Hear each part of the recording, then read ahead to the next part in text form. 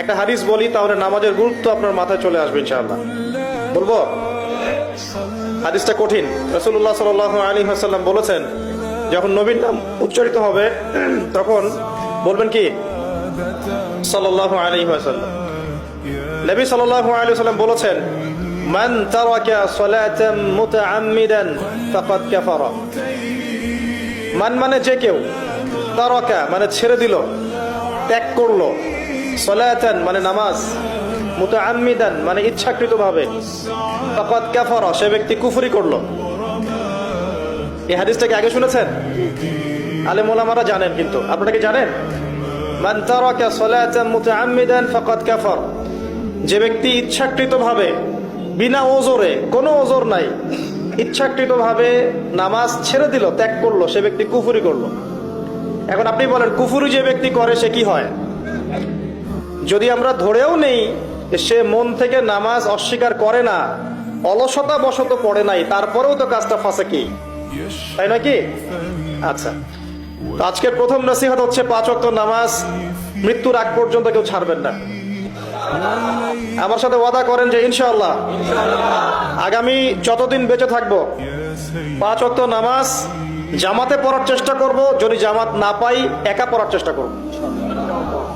আল্লাহ পাক তৌফিক দান করুন, আমিন।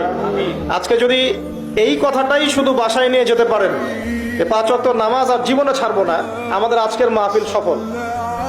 আর আজকে যদি অনেক কথাবার্তা হয় ওয়ার্ল্ড অ্যাফেয়ার্স নিয়ে, ইকোনমিক্স নিয়ে, শেষ জামানা নিয়ে, ঠিক আছে, আমাদের সমকালীন ফিতনাগুলো নিয়ে, কিন্তু দিন শেষে বাড়িতে যদি কিছু না নিয়ে যেতে পারেন তাহলে আলোচনায় এসে কোনো লাভ নাই। এই ছবি তোলাতুলি, ভিডিও করা, হ্যাঁ, স্লোগান দেয়া, আইওয়াজ শোডাউন করার মধ্যে কোনো ফায়দা নাই। ফায়দা কিসে? কদ আফলাহা মান যাক্কাহা। আল্লাহ পাক সূরা শামসের মধ্যে বলছেন, কদ আফলাহা, সে ব্যক্তি সফল হয়ে গেল। সে ব্যক্তি সফল হয়ে গেল মানে সে জান্নাতে চলে যাবে ইনশাআল্লাহ। কে? মান যাক্কাহা, যে ব্যক্তি তার নফসটাকে, তার এই যে কলব, এটাকে পরিশুদ্ধ করতে পেরেছে, সে ব্যক্তি সফল হয়ে গেল।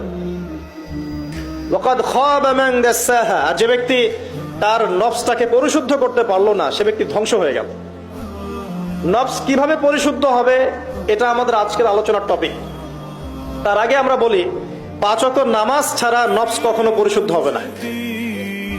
আজকে আমরা অনেক যদি আলোচনা করি, বাসায় কিছু নিয়ে যেতে না পারি, তাহলে আলোচনার কোনো লাভ নাই, কোনো ফায়দা নাই।